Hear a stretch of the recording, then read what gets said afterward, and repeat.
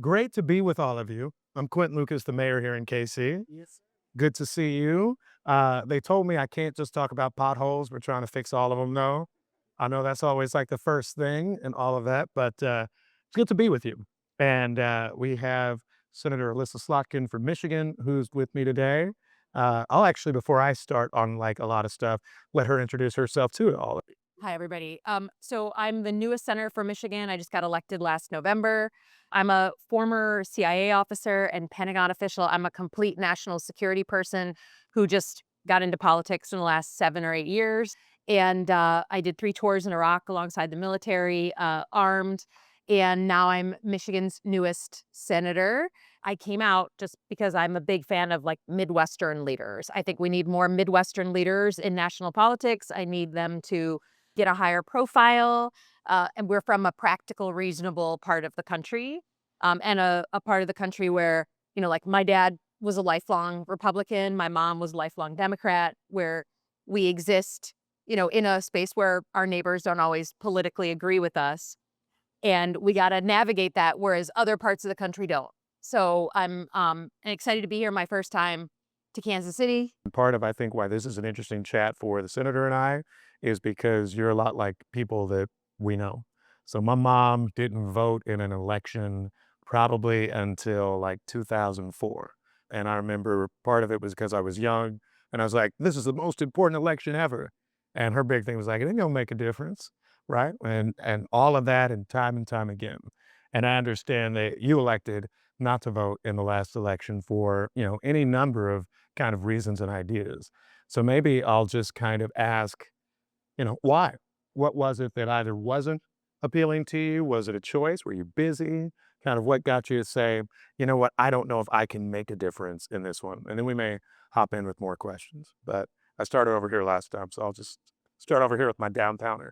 I just felt like the candidates we had this last cycle, um, none of them really appealed to the current issues we have, and they didn't feel relatable.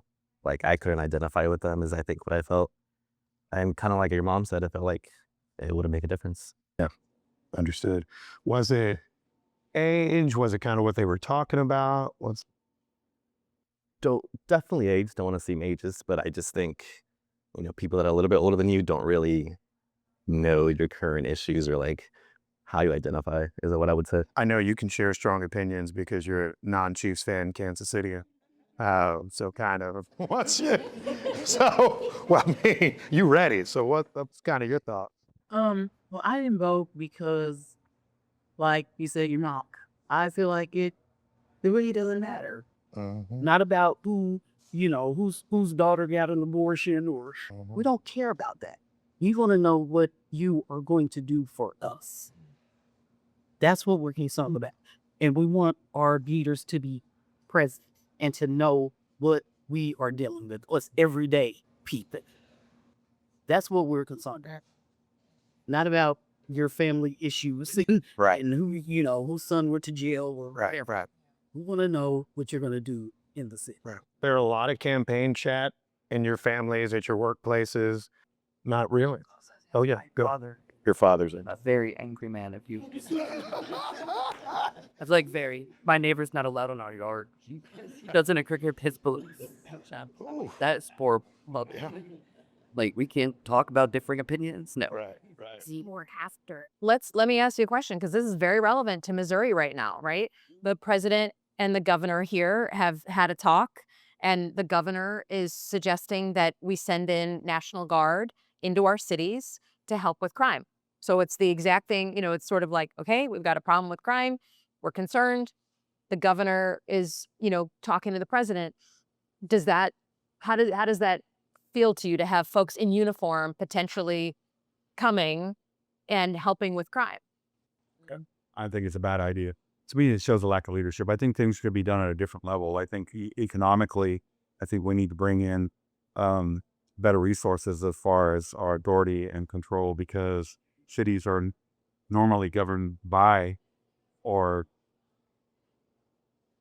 criminally controlled by police. I mean, really, a huge issue is drugs in our city stuff.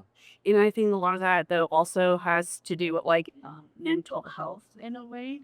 So I mean, really like, and I know that they have a lot of resources now for people's mental health and things like that. But I feel like we've just gone away from like how things used to be. Everybody fruit and vegetables and things like that, and you had to rely on your neighbors and your family and everybody, and it was a community. I mean, it was like men black over onto what we are now and stuff. Yeah. I think a lot of like our drug issues come from people not having like the connection. Some of the things that affect me personally are programs like Medicaid and some other issues that I have as I begin the aging process. As I could, I'm not the same person I used to be when as a worker, and starting to realize that. And so medically, there are certain things that I need to get up to hard to be able to even hold the job down. Is there anyone else who has an experience with healthcare that you feel like really kind of got to you? For me, it was my mom and her not having insurance when she was diagnosed with, ovarian cancer. And that was my first exposure in the healthcare world. I was in my early 30s. I was like, hadn't really done a lot of spending time in a hospital and dealing with the healthcare. And it was still one of the most searing experiences of my entire life, of trying desperately to get her care and extend her life. Does anyone else sort of have a formative experience on healthcare? You guys are obviously see it. I ran a dementia unit, and the struggle with that for our older adults is we are seeing more people that are not dementia patients, but are mental health patients being put in with our dementia patients. That causes, physical altercations when you've got people that have no brain at all because of the dementia are being attacked by mentally unstable people that are being put in with them.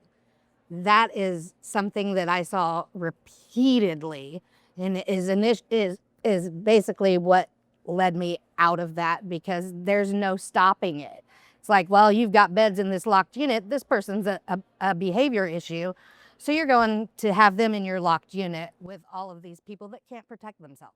They take very good care of me at the VA. Very good care. So I don't have which I'm fortunate because I'm a veteran. Right. So I don't have to pay for my care. Yeah. But if I wasn't a veteran, I would be lost. I wouldn't have health care. I would not be able to afford health care. So, but kudos to the VA that they take very good care of veterans. Father pays for, he has paid insurance, he has stage 4 cancer, and there's been times where they can't do surface screenings and tests because it's not covered. If he don't do so many a year, and yet I feel like he had Medicaid, he probably could, because they've covered everything I've ever needed for me or my children. So I almost feel like it's penalized for pay. And we have the same insurance, which is above United Blue or whatever. So I find that very odd. Where do you see America going as far as, the political arena? And has it gotten worse? Is it getting better? I mean, is there anyone who's proud of our politics, whatever side of the aisle you're on? I don't know someone who says, like, this is our best foot forward, and Washington's dealing with each other the way we would teach our kids to, disagree without being angry and disagreeable. I don't know anyone who feels good about it. I think that's part of the reason we're here. I think we gotta think our way out of it. We can't just say, well, this is now the new normal. And we're all just going to be okay with that. And Thanksgiving dinner is going to be toxic, and that's okay. I think we're all trying to get through it. Appreciate what y'all do too. Holler if you need anything. We'll talk about raising these 4-year-old kids.